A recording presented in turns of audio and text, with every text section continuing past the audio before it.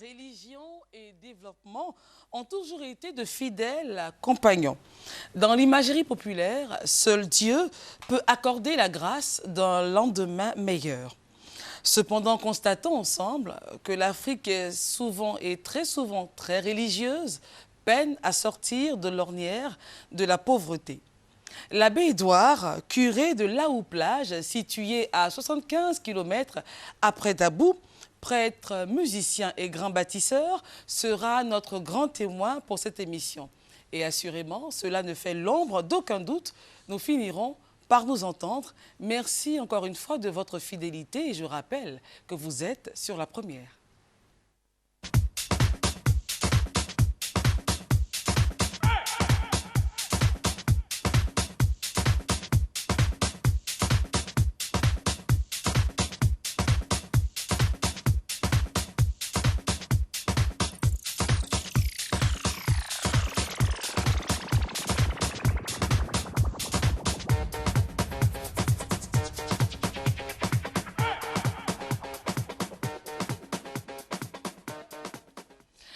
L'abbé Édouard, bonjour. C'est un grand privilège que de vous avoir sur ce plateau ce matin. Merci.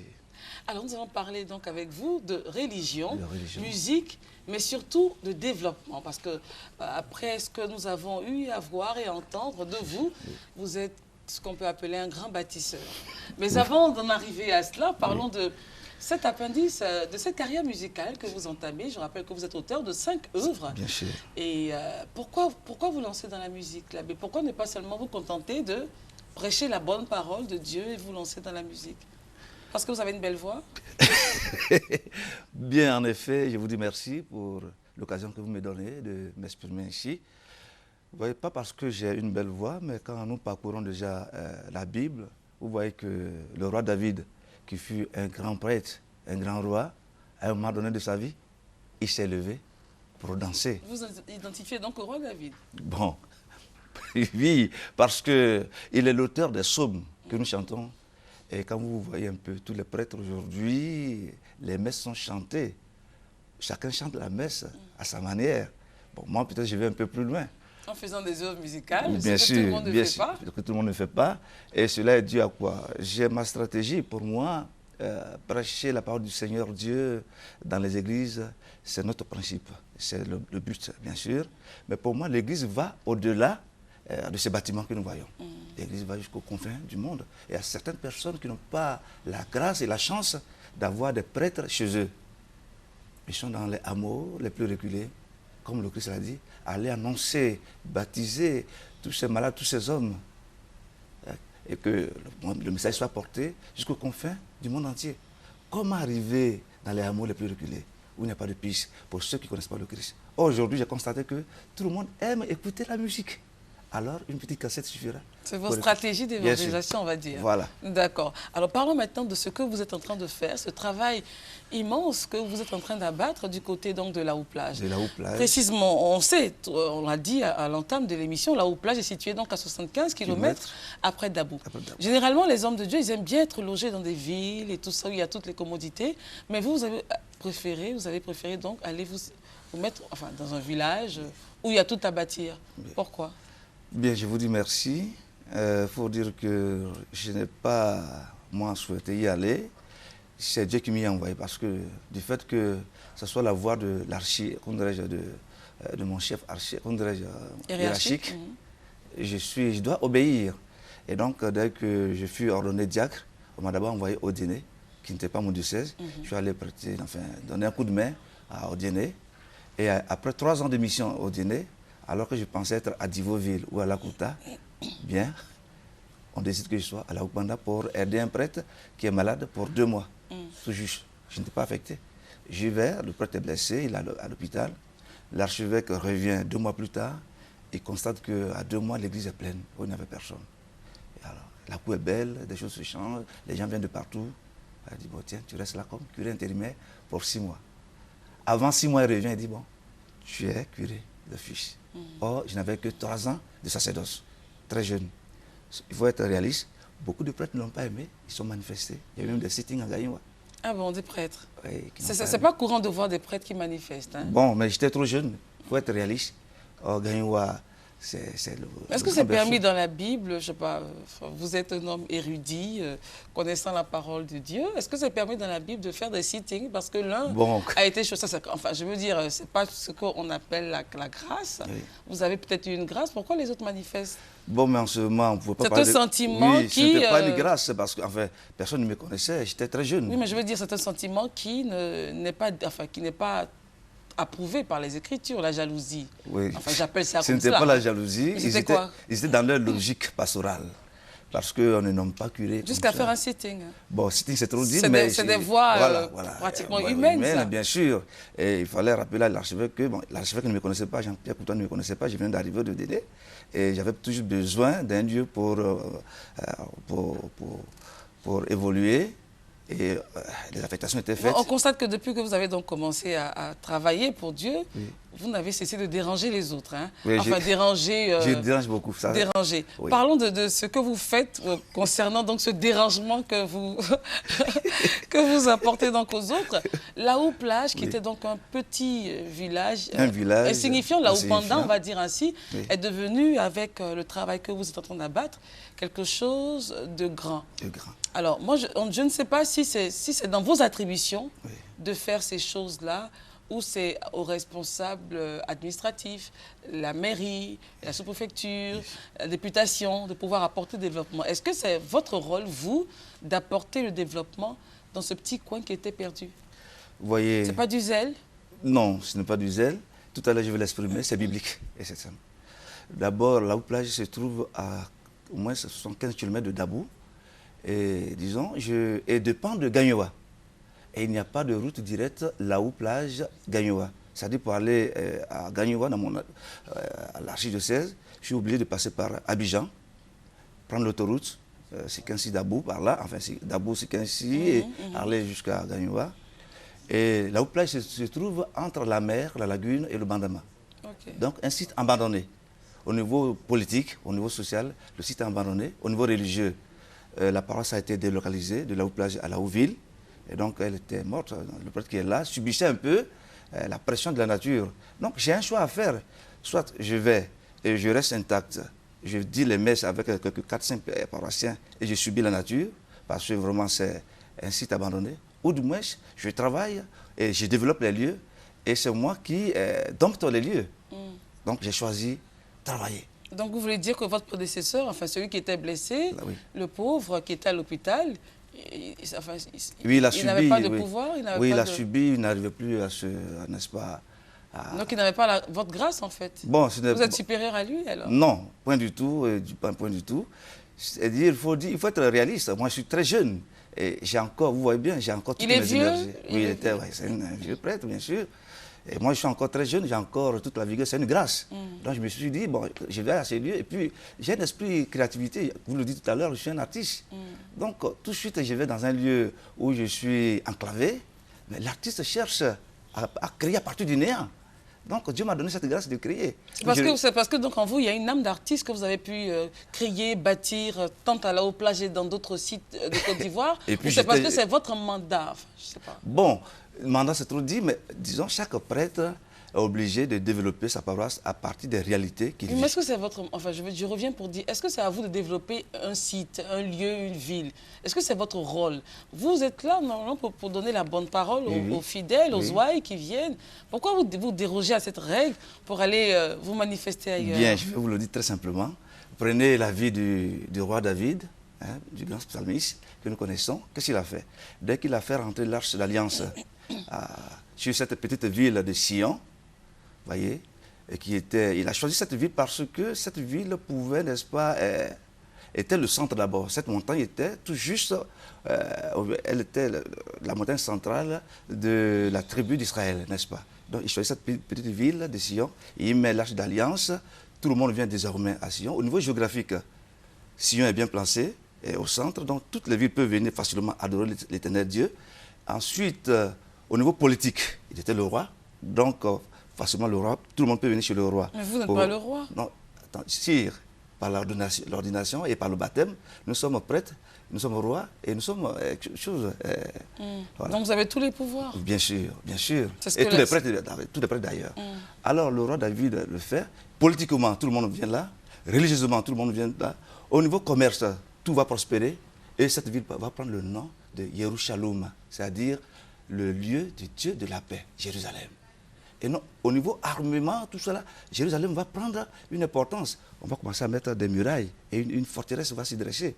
Voyez. Donc, à partir de la religion, parce que l'Arche d'Alliance est venue là, c'est devenu important, tout le monde vient pour adorer, tout le monde vient pour consulter le roi, tout le monde vient pour, n'est-ce pas, se constituer afin de rayonner. Alors, et David, voilà. Si tant est que tout le monde, appelé par le baptême, est roi, prophète et prêtre, oui. Pourquoi est-ce que la pauvreté a décidé de s'établir définitivement en Afrique? Alors qu'on sait que les Africains, comme je le disais à l'entame de l'émission, à l'introduction, sont très religieux. Peut-être est-ce de façade ou pourquoi donc cette pauvreté en Afrique? Est-ce que tous ceux qui sont comme vous n'ont pas n'ont pas eu, je ne sais pas comment dire, ce don ou cette vision, mais pourquoi, malgré votre présence en Afrique, la pauvreté continue de gagner du terrain? Comme la mer qui avance. Oui, bien sûr. Je vous dis merci. Vous voyez, ce n'est pas moi qui vais abolir la pauvreté de l'Afrique. Mais c'est que vous êtes là pour apporter un changement. Pourquoi est-ce qu'on ne constate pas cela? Un jour viendra où... Oui, mais ce jour-là, quand? Ce jour-là, c'est quand est-ce que les Africains auront compris qu'il faut travailler. Il faut travailler et il ne faut pas seulement chercher à avoir des titres. Oui. Vous voyez, les Africains, tout le monde veut être à la fois président au même moment. Et tout le monde veut avoir son pain, n'est-ce pas, d'une manière malhonnête. Moi, je pense que ce qui... voilà. Et puis, on n'a pas le sens du partage en Afrique. Oui, mais c'est à vous de nous faire changer. Je veux dire, tous les prêtres je m'excuse, mais c'est vous qui avez la parole pour nous, conduire vers le bon chemin. C'est ce que nous prêchons. Mais malgré vos prêches, apparemment, ça ne change pas. Non, vous dites apparemment. Il y a certaines personnes, n'est-ce pas, qui font un effort d'écouter la parole du Seigneur Dieu. Et ça viendra. Il faut avoir de l'espoir. Oui, mais l'Afrique existe depuis. Bon, enfin, oui, elle existe depuis, mais l'Europe, ils ont eu aussi à connaître la pauvreté. Et ils ont travaillé ainsi. Et puis voilà, à un moment donné, il y a eu l'évolution. Dans l'Antiquité européenne, il y a eu aussi ces mystères, il y a eu ces sorciers, il y a eu toutes ces choses-là. Voyez un peu. Si aujourd'hui on parle des sorciers en Afrique, c'est la pauvreté, effectivement. Mais c'est progressivement que nous arriverons à abolir cela. D'accord. Alors, avec la permission d'Eliane Lago et Judith Assou, nous allons revoir donc les images de vos... J'allais dire de votre œuvre, c'est pas trop vous grandir en disant votre œuvre. Voilà, c'est de tous les Ivoiriens, parce que là, c'est tout le monde qui est venu à mon aide. Un peu, chacun est venu me faire un petit don parce qu'il était guéri, je suis là. Et j'ai su collecter ces fonds pour réaliser. Je l'ai fait alors, à Laou. Ça, c'est la suite de mes travaux. Vous verrez, c'est mon village natal où j'ai pu aussi réaliser des œuvres pour la jeunesse. Vous voyez, je ne suis pas un politicien. Enfin, la route n'est pas très belle. Hein, voilà, elle n'est pas très belle. Oui. Au-delà de la route, vous verrez mon village qui est... C'est vous qui avez mis tout ça? Bon, avec notre travail, bien sûr. Non, ne soyez pas... n'ayez pas la langue de bois. On dit mon père... Comment je dis curé, c'est cela? Bien sûr. N'ayez pas la langue de bois. Alors, racontez-nous un peu ces images. Bon, ça, c'est Braboré. Vous voyez, la route, elle est, n'est-ce pas, elle est très foutue. Enfin, c'est même pas une route. Hein. J'ai fait venir le ministre de la fonction publique, Oulès, ce jour-là, et avec d'autres autorités, des hommes d'affaires, n'est-ce pas, pour pouvoir... avec des hommes d'affaires? Oui, bien sûr, qui viennent chez moi, des amis, pour leur présenter la situation de mon village natal. Je suis de Divo, village Braboré. Donc, ils ont vu cela. Et spontanément, ils sont venus en aide pour construire un centre des jeunes que nous verrons à la fin des images. Vous voyez un peu, c'est déjà quelque chose. Et arranger la route aussi. La route, déjà, oui. Et ce jour-là, on a interpellé la mairie, on a interpellé, n'est-ce pas, le président du conseil général. Ce n'était pas mon droit, mais j'ai profité d'une messe, n'est-ce pas, d'une grande prière, d'une chaîne de prière, et j'ai fait passer le mot. Et c'est parti aujourd'hui, le village, tout bouge. Vous voyez, mais il n'y a pas que votre... Enfin, j'espère que ce n'est pas que votre village natal que vous arrangez. Non, il y a Laou, Grand Laou que vous connaissez aujourd'hui, où je suis curé. Et dès que je suis parti, il n'y avait rien, tout est foutu. J'ai construit un sanctuaire qui coûte énormément cher, énormément. De combien pour ne pas être indécent, pour ne pas choquer nos... Bon, on le laisse, oui, bien sûr. Je ne vais pas choquer, mais vraiment, c'est des millions. Des millions. Des millions. Et ce sont les dons des personnes? Des dons des personnes. Vous êtes parti demander à ces personnes de vous aider? Non, ils m'ont vu travailler, ils sont venus spontanément pour me faire des dons parce que soit ils sont guéris, soit parce que leur affaire était débloquée après ma prière. Spontanément, des amis, des hommes d'affaires du pays, des hommes qui sont tout près de, bon, voilà, près de nous, un peu loin, et même certains qui sont venus de très loin, du Canada, de la France, un peu de partout, qui ont appris ceci, cela. Et bon, voilà, avec ce passage à la télévision régulièrement aussi, le chef de l'État a pris le pôle de la Oupanda. Il a fait venir un barque pour les visiteurs, pour les pèlerins, mais surtout pour le peuple, c'est le peuple qui bénéficie. Et après cela, il y a eu aussi aujourd'hui l'ouverture de l'embouchure. On parlait de la Oupanda qui est menacée. Tout à fait. Aujourd'hui, le chef de l'État, avec le concours des uns et des autres, a fait venir des appareils et nous sommes en plein travail. La prochaine fois, vous aurez des images à la télévision, pas parce que je suis là, mais parce que j'ai été l'une des voix, n'est-ce pas, qu'il a pu écouter. Voilà. D'accord. Alors, on constate que vous n'êtes pas inactif. Hein?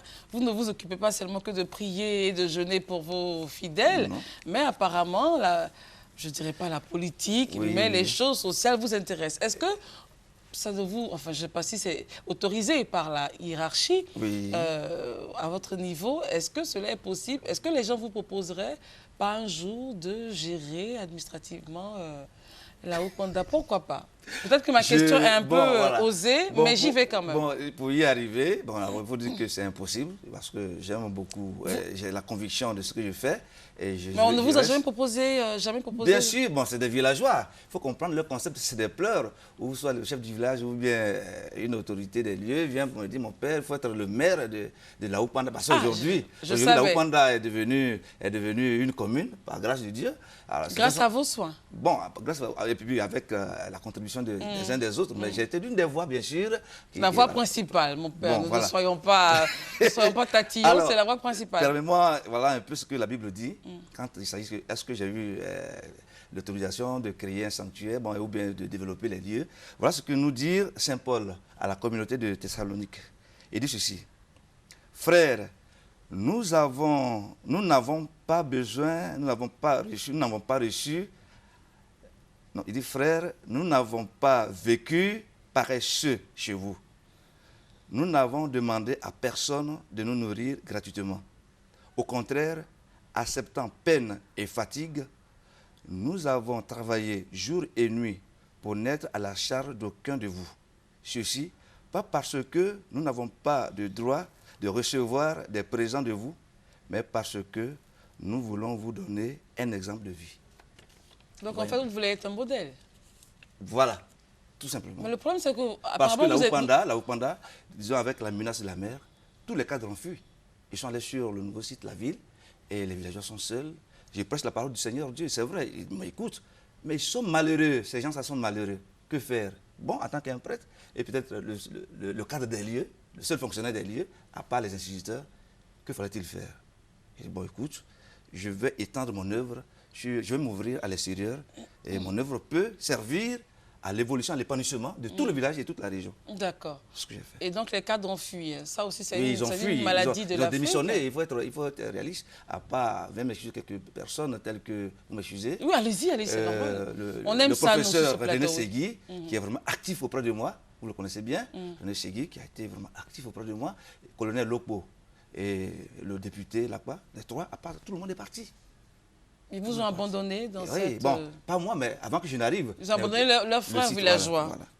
D'accord. Donc, mon message, c'est de les appeler afin qu'ils reviennent. Mais bon, là, la sauce est cuite, hein, franchement. Voilà. Et on parle des sorciers, on parle des menaces, de ceci, ça. À moi de les rassurer que le Christ a une maîtrise, a une partie, enfin, a la main sur le village et de revenir. Aujourd'hui, donc, on est en train de reconstruire la Oupanda. Les cadres reviennent.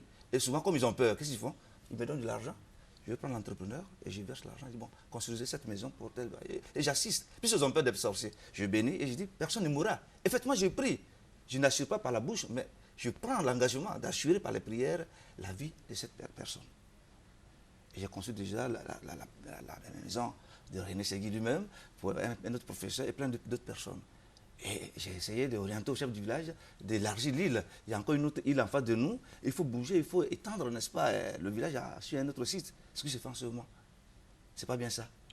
Vous n'avez pas envie d'être le chef du village? Non, pas du tout. D'accord. Déjà, je suis un chef Alors, à présider ma messe. Je suis le chef de ma messe. Voilà, je préside déjà une messe. C'est déjà bon pour moi. Mon père, comment faire pour que votre exemple fasse éclabousse, on va dire, les autres, pour que dans différents sites de la Côte d'Ivoire, et nous, quand nous parlons également, nous avons une visée pour l'Afrique, puisque nous estimons que l'Afrique mérite, elle aussi, de vivre un grand développement. Comment faire pour étendre cela à l'Afrique, pas seulement à la Ouganda et à moindre niveau à la Côte d'Ivoire? Je rappelle pour dire que des prêtres et des curés comme vous, il y en a légion dans notre pays, mais il y a quand même certaines zones qui sont affligées. Et les prêtres avec, on va dire ainsi, ceux qui sont à la charge de ces peuples dans ces régions lointaines de la Côte d'Ivoire.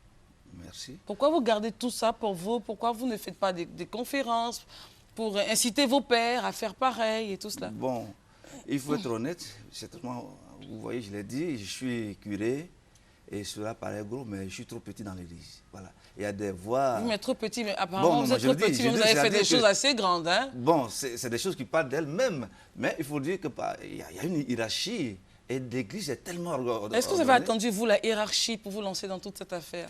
Effectivement. Pourquoi maintenant, pour les autres, vous parlez de hiérarchie, vous voulez vous couvrir? Non, je le dis parce que la hiérarchie était cette que les croisances que je fais qui attirent du monde, la hiérarchie est comme avisée. Je vais toujours à Gagnoa, je vois le vicaire chargé de la pastorale, je donne le thème, Monseigneur Nyali Raphaël, bien sûr, il dit le OK, c'est-à-dire quand il dit le OK, c'est l'évêque qui a dit le OK. C'est en ce moment que je m'organise. Et tout le monde a ce droit. Mais c'est une vision. Nous avons tous les charismes, bien sûr, mais chacun... Mon père, je ne suis pas satisfaite de votre réponse, permettez-moi de le dire.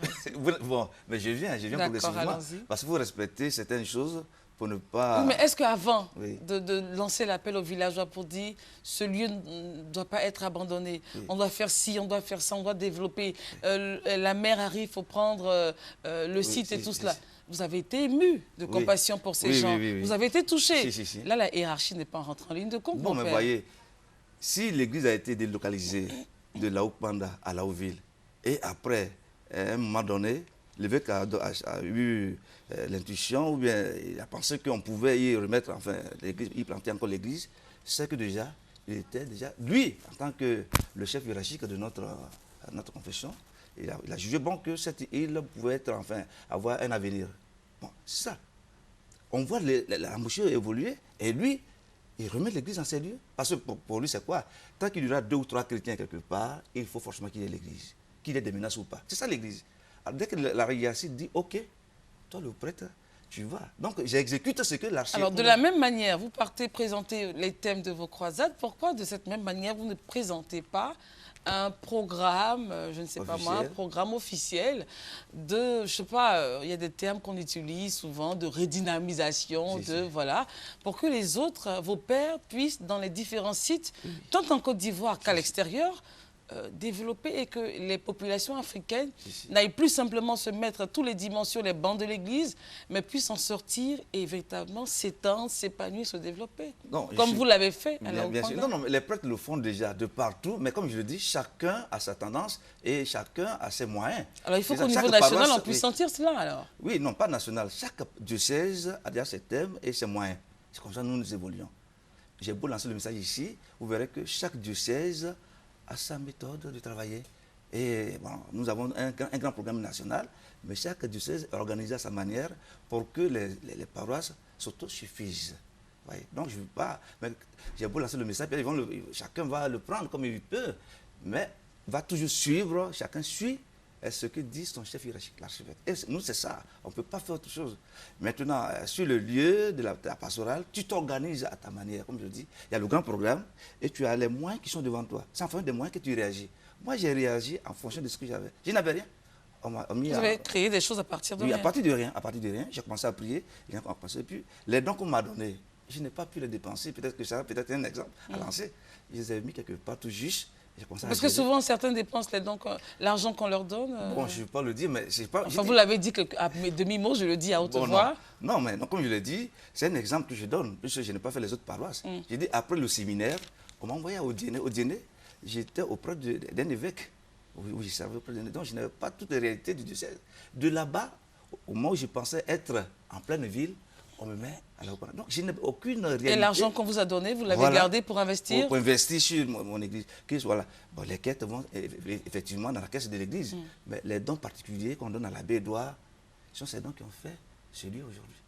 Bon, donc je pourrais dire à mes amis prêtres qu'il peut avoir des dons de l'église, c'est vrai, ça c'est les dons, mais aussi des dons qu'on nous donne de gauche à droite peuvent être investis pour le développement des lieux. Mais pas obligatoirement.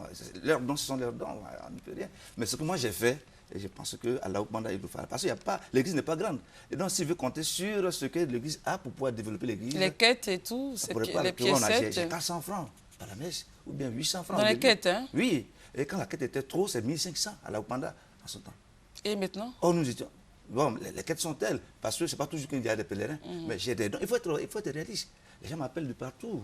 Hein, et c'est avec ces dons-là que vous bâtissez. Voilà, vous ne prenez rien pour vous-même. Non. Alors, pour terminer l'émission, on sait aussi que vous faites des séances de prière, de guérison de malades. C'est toujours à la Haute-Panda, bien sûr. À la Haute-Panda. On pourra avoir vos jours et tout cela? Vous dites? Les jours de, enfin, je sais pas, oui, bon, de vos programmes. Effectivement, nous avons, en tant qu'un prêtre, j'ai fait mes confessions tous les jours parce que là-bas, la Haute-Panda est devenue un lieu de pèlerinage. Donc, c'est tous les jours que nous avons les pèlerins. Donc, tous les jours, j'ai fait les écoutes spirituelles, voire les confessions. Et puis, dans la période, dans l'année, nous avons 2 mois dans le trimestre. Chaque trimestre, nous avons une séance de grandes prières. Vous voyez un peu. Puis voilà. Donc, nous avons 3 grandes prières dans l'année. En dépit de cela, nous avons les prières quotidiennes. Mais il faut être honnête, les lundis, je ne travaille pas. D'accord. Et aujourd'hui, puisque vous êtes sur ce plateau, vous ne pouvez pas travailler. Mais je suis en congé d'une semaine, après Noël, après la les prêtres aussi année. vont en congé. Oui, il faut respirer, nous ne sommes pas Dieu. Dieu même s'est reposé le 7e jour. Merci beaucoup, l'abbé Édouard, d'être venu. Avant de terminer l'émission, je voudrais vous donner la possibilité de donner votre point de contact pour que ceux qui aimeraient vous aider à développer davantage ce site-là puissent le faire. Effectivement, j'attends beaucoup de tout le monde. Je suis au 05 80 20 50. Vous avez le secrétariat, bien sûr, 05 80 20 50. Et il y a aussi le 02 11 96 69.